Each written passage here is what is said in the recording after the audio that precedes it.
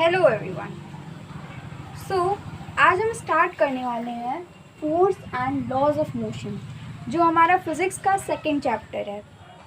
तो अगर हम आपसे पूछें कि फोर्स क्या होता है तो आप क्या जवाब देंगे? यू विल से पुश और pull is called force, but it is exactly not the same. मतलब कि अगर हम कहें कि पुश या फिर पुल फोर्स है तो ये पूरी तरह से सही नहीं होगा। क्योंकि ये पुश या फिर पुल जो है वो एक इफ़ेक्ट है फोर्स का। जैसे फॉर एग्ज़ाम्पल, अगर ये एक डोर है,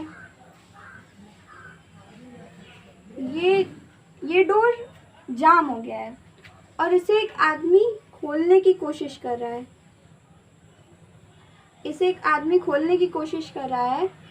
एंड वो इसे अपनी तरफ पुल कर रहा है और उसे नहीं खोल पा रहा है। दूसरा आदमी आता है, वो कहता है तुम रहने दो, मैं करता हूँ। वो भी इस डोर को खोलने की कोशिश करेगा, वो ज़्यादा ज़ोर से पुल करेगा तो ये दरवाज़ा खुल जाएगा। तो फोर्स तो दोनों ही लगा रहे हैं, लेकिन जो इफ़ेक्ट है वो जो दरवाज़ा खुल जा रहा है वो सिर्फ एक आदमी कर पा रहा है। मतलब कि पुश या फिर पुल वो सिर्फ एक इफ़ेक्ट है फोर्स का। फोर्स जो है, जब हम फोर्स लगा रहे हैं तो उसका एक इफ़ेक्ट देखने को मिल रहा है जो पुश या फिर पुल है। तो फोर्स एग्जैक्टली होता क्या है? तो force is that external cause which causes change in the state of rest or of motion of a body when applied to it। मतलब जब हम फोर्स लगाते हैं तो हम जिस बॉडी पे हम फोर्स लगा रहे हैं उसकी स्टेट ऑफ रेस्ट या फिर मोशन चेंज कर सकते हैं। मतलब उसकी स्टेट चेंज कर सकते हैं।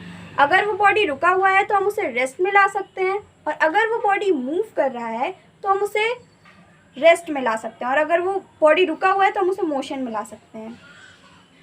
जैसे कि अगर ये एक ब्लॉक है, ये रुका हुआ है, एक आदमी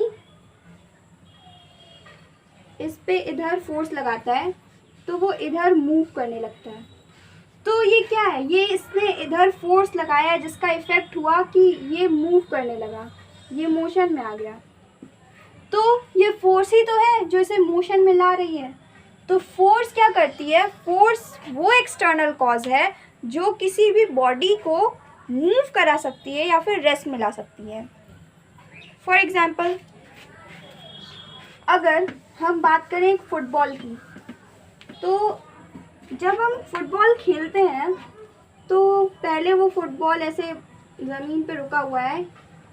अगर हम फुटबॉल पे एक किक करते हैं तो ये फुटबॉल मूव करने लगता है। फिर वहीं हम अपना अगर पैर लगा देते हैं यहाँ पे तो ये फुटबॉल रुक जाता है। तो यहाँ पे जब हमने फोर्स लगाई तो वो फुटबॉल मूव करने लगा, वहीं यहाँ पे जब हमने फोर्स लगाई तो ये फुटबॉल रेस्ट में आ गया। तो ये क्या है? ये फोर्स ही तो है, और ये इस फोर्स का इफ़ेक्ट है ये मोशन।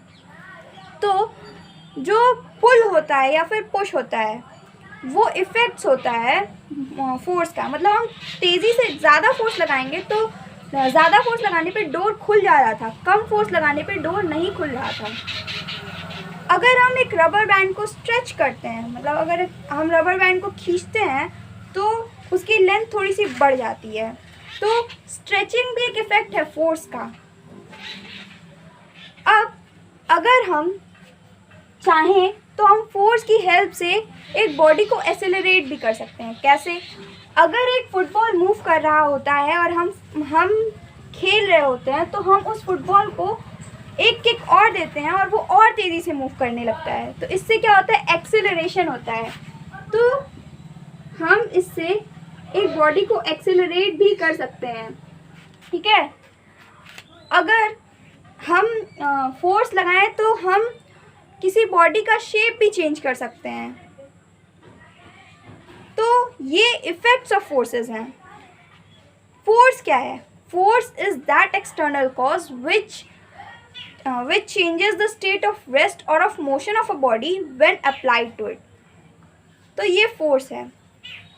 अब फोर्स एक स्केलर नहीं बल्कि एक वेक्टर क्वांटिटी है. वेक्टर क्वांटिटी का क्या मतलब है? वेक्टर क्वांटिटी मतलब कि वो मैग्नीट्यूड के साथ साथ डायरेक्शन भी बताती है.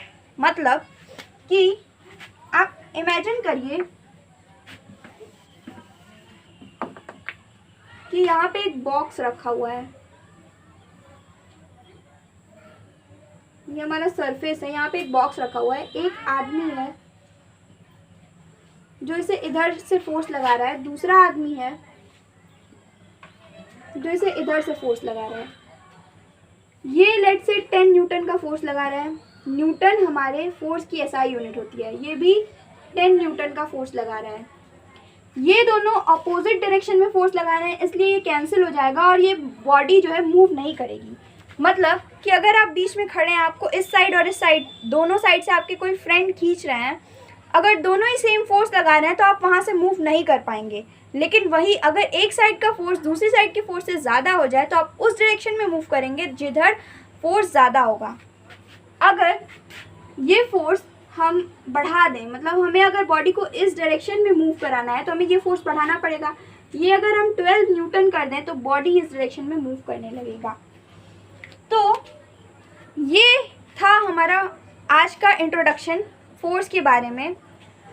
अगर आपको ये वीडियो अच्छी लगी हो तो इसे ज़्यादा से ज़्यादा शेयर करें, लाइक करें एंड सब्सक्राइब करें. Till then revise the previous topic. Thank you.